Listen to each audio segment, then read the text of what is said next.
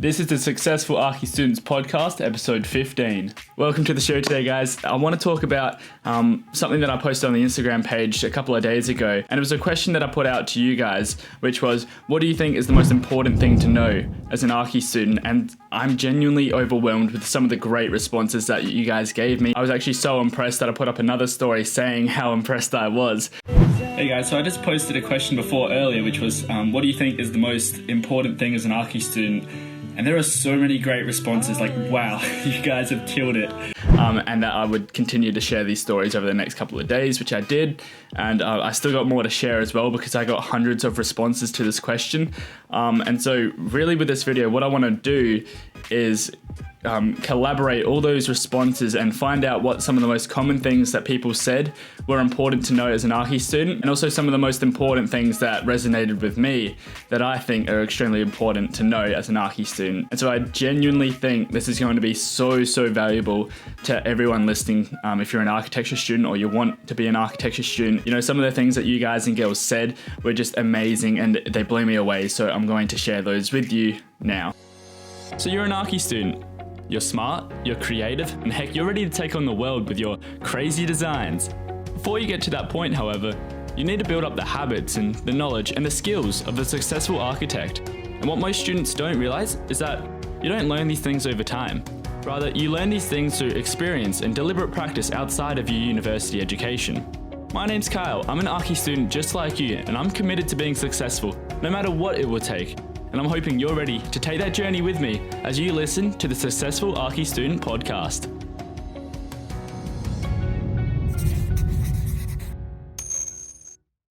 So as I share these responses, I'm going to be putting the Instagram names on the screen as well with the question, so you can check out who said that and you can confirm that they are real architecture students and they know what they are talking about, and let's go from there. So Trigger444, that's their Instagram name, they said, time management is the most important thing to know as an architecture student. And this is completely true, not just time management, I think management in general, because as an architect or an architecture student, there's a lot of things that you have to manage, whether it be time, money, stress, yourself, the people around you, or your finances. Everything has to be managed if you want to be successful. But more specifically, he does mention time management, which is true because managing your time, you know, you're obviously going to be working on multiple projects at a time. You've got deadlines coming up, and to be able to manage yourself to produce the right amount of work and the right work before the deadlines is extremely important if you want to be successful in architecture school. But not just that, it's more the fact that once you get into the profession of architecture, you're going to have multiple projects going on at once as well. And so being able to manage yourself in architecture school is going to make that extremely easy, or much more easier once you're in the profession working as an architect. And so that kind of involves the ability to schedule in habits and routines that kind of change the way that you live every day. You know, being able to review a diary or a scheduler is going to be extremely important and extremely helpful to helping you succeed. The next response was from Egler313. I think that's how I say your name properly, Egler. If not, I'm sorry. What she mentioned is that you need to know when to shut up. During the final presentations, it is not the best time to defend your design ideas. That's what she says. And that is true as well. I resonate 100% with this because the fact is so many students are trying to defend their designs and their ideas and what they've been working on, because you know you've been working on your project for the last couple of months and you've put in all your hard work and sweat and tears into your projects, except when you go into your crit and your critters start saying that your project could have some extra work on, say, the facade, or you could add a bit more detailing, stuff like this, then it kind of brings you down. But that doesn't mean you need to defend your ideas, because really what they're giving you is information based off what they know. And these are professional architects who have worked in the profession and they've been through it themselves. They know what to look for. And so if really they're giving you advice, it's not something that you should take to heart. Really, it's something that needs to be said if you want to continue to learn and progress with your designs and your ideas, because that's the only way you're going to get better, by making mistakes and listening to or learning from your mistakes by listening to your crits. Quite often I've find students trying to defend their designs, making up excuses as to why they left something out, or trying to just make stuff up on the spot to defend their hard work. Except if they just spent the time to listen to what the crits were saying, they would be able to learn so much more and be able to progress forward. And really that's the only way to move forward and to get better as an architecture student and an architect. So she reckons that's probably the most important thing to know as an architecture student, just when to shut up and listen to the feedback you're getting, because it's there to help you, not bring you down. It's there to move you forward. So Youre 96 mentioned that mental health is an important matter. I completely agree with that as well. You cannot function if you don't have sleep, if you're depressed or have anxiety. These are things that everyone experiences at least once in their life, so everyone's experienced this before. But mental health is a priority over getting good grades. And so if you find yourself getting down, or you're lost, or you just need someone to talk to, definitely just spend that time to figure it out and talk to someone, because that is a priority to take care of yourself. You know, architecture school's not easy. It's going to be hard. It's going to be stressful. You're going to have a lot of uncomfortable situations on your learning journey. And so to be able to deal with them and to deal with them in a healthy manner is definitely going to be helpful. As an addition to the previous response from Egle on when to shut up, Sean Broomy mentions that criticism is a form of feedback, not an attack on your work. And so I think that's also extremely important. DLau0741, I think that's how I say that.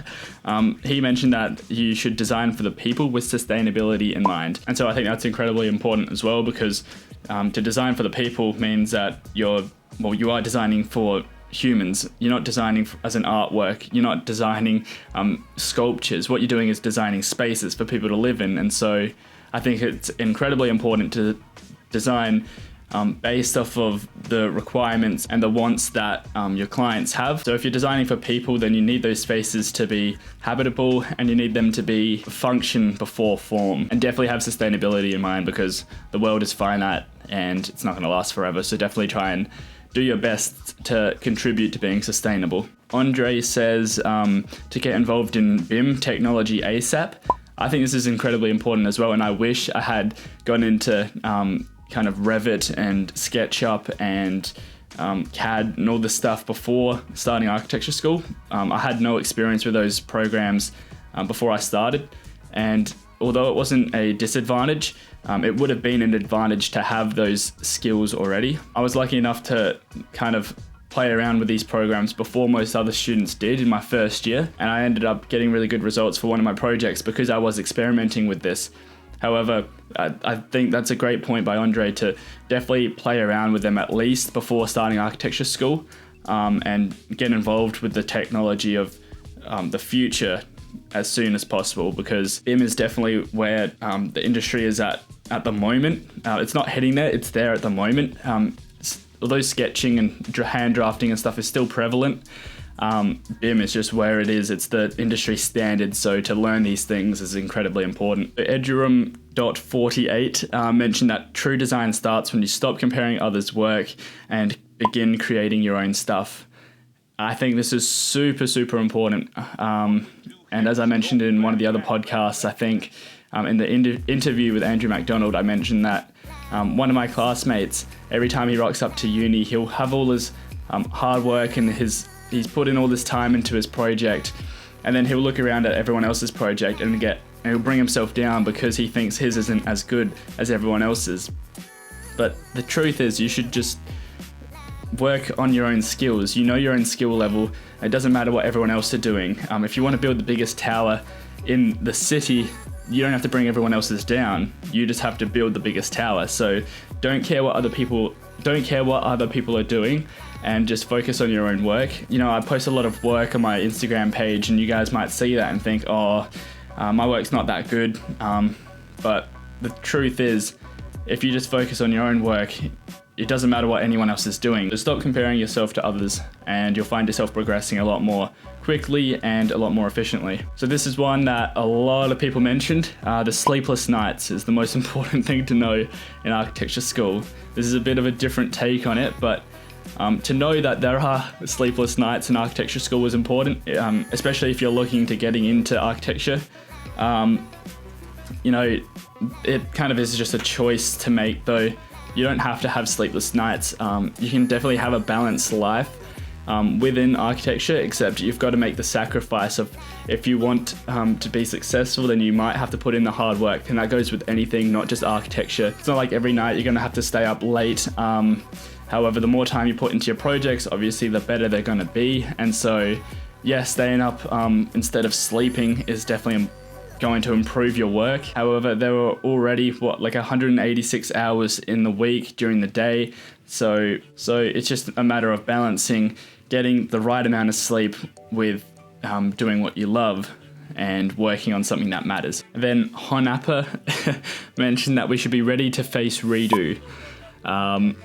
And I've mentioned this before, I don't have redos in my country. I know that a lot of countries do, and I'm thankful that I don't, but be ready to face them, because what it means is that you're going to put in all this hard work into your project, and then you're going to rock up to uni and you're going to get a big stamp with a red thing through it, or a cross that gets put through your work and says to redo it. So get ready for that if you're in one of those countries that have redos. Also, there's still tons of responses to that question, and I'm going to go through them more over the next couple of days and in the next couple of episodes. But I want to keep these short, so for that reason, I'm going to end it here. Thank you guys so much for listening. Please consider subscribing if you're new around here, and like the video because it helps me so much. If you haven't checked it out already, I've got my new ebook out, How to Ace Any Project in Architecture School. It's a step-by-step guide pretty much to acing any project in architecture school, and it's going to help you achieve excellent results.